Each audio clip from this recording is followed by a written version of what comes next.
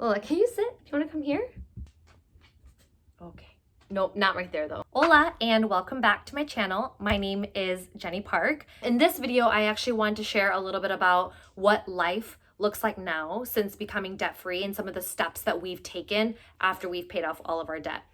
In my very first YouTube video, which was about a few months ago, I shared the 7 tips that helped my husband and I pay off $120,000 of debt in less than 3 years.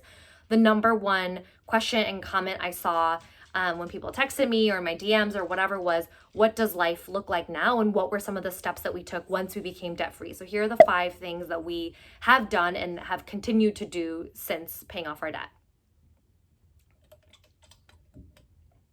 So number 1, the first thing that we did was we celebrated. Celebrating moments and milestones in life, no matter how big or how small, is really important to us and in building our life. It's also something that we found is really helpful in maintaining healthy life habits that we want to have, and it keeps that really sustainable. We really didn't want to have some sort of like extreme habit that we tried to do for a short period of a time that we couldn't sustain. So celebrating is really helpful to have in certain moments that kind of help us take stock on life. The other thing with money is that we know that it can be really easy to fall into a certain extreme of a spectrum. So I think on one end being super frugal, but to the point that you're kind of like hoarding money, or on the other end of the spectrum where you're kind of very free and free-spirited, but you're a little bit willy-nilly and not planning. And so we wanted to be in the middle, somewhere in the middle where we're being thoughtful, but also enjoying life and generous with where we can be. And so of course we like teeter on either side, but for us, it's all about recalibrating and finding a certain rhythm, and celebrating is something that always really helped us. So after we hit this big milestone of this thing that's been in our life and in our relationship for so many years, we freaking celebrated, and that was a really nice moment for us. So the first thing we did was we celebrated.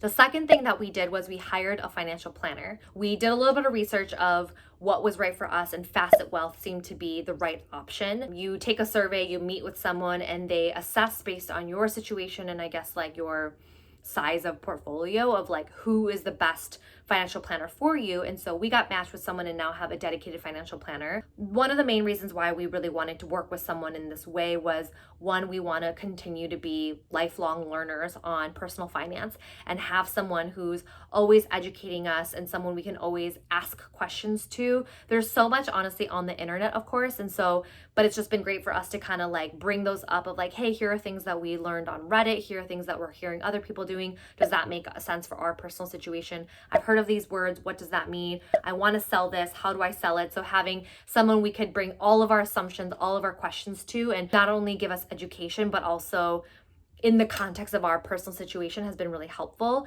The second thing, it's been really great to have someone to just hold us accountable. I think this is very uncharted territory for us. Like, we've only been in debt. And so to not have debt and now know how do we continue to make smart financial habits for the rest of our life, it's been really nice to have someone, a third party, to kind of hold us accountable. The third thing that we did was we built up an emergency fund of 3 to 6 months and put it in a high yield savings account. So during our debt-free journey, we had like an emergency savings account of something small, like $3,000 or something. So something enough that could cover bumps along the road that came, but it wasn't enough like cushion. And so we built up a 3 to 6 month emergency fund. In terms of like how big or how much you need, it really depends on your risk level and your personal situation. So for example, if you work in a freelance or contract gig and your paychecks come a little bit irregularly, a 6 month emergency fund might be something that's more appropriate for your situation. If you have a steady job and receive steady paychecks, then you might be more comfortable with a 3 month emergency fund. But really it's up to you between that 3 to 6 months, and how you add that up is you add up all your expenses that you need to pay within 1 month and then multiply by 3 to 6, and that's how you would determine what your emergency fund account is. A high yield savings account, that's where we put it, and I think that's where it's actually recommended that most folks do, because your emergency savings account is actually there to protect your money. It's not there to make you money. So you want it to be accessible so that when things in life happen, so whether your car breaks down or you need new tires, which has actually happened to us pretty recently, we needed to get new tires for our car, or someone loses their job, or you get medical bills, or whatever that is, that emergency fund is there to tap into, so you don't go back into debt. So it's there to protect your money and your assets. We put ours in Discover. I'm just super loyal to Discover. One of my girlfriends actually started working there as her first internship in college, so I was like, okay, I'll open up a Discover account. And it was actually one of the best decisions I made because Discover has an awesome customer service program, and their app is really easy to use, and their rates are actually pretty comparable to other online banking accounts. And so for a high yield savings account, interest rates are pretty low right now. But I hopefully one day they'll go back up. But a high yield savings account is better than just a regular checkings account because it at least gives you some interest rate, but it is still like insured. So that is the third thing that we did. The fourth thing that we did was we maximized our retirement contributions. So also during our debt-free journey, we only contributed to our retirement up to what our company match was to ensure that we were receiving that company match. Once we paid off all of our debt, we increased all of our contributions to hit the legally maximum amount in our 401k and Roth, etc.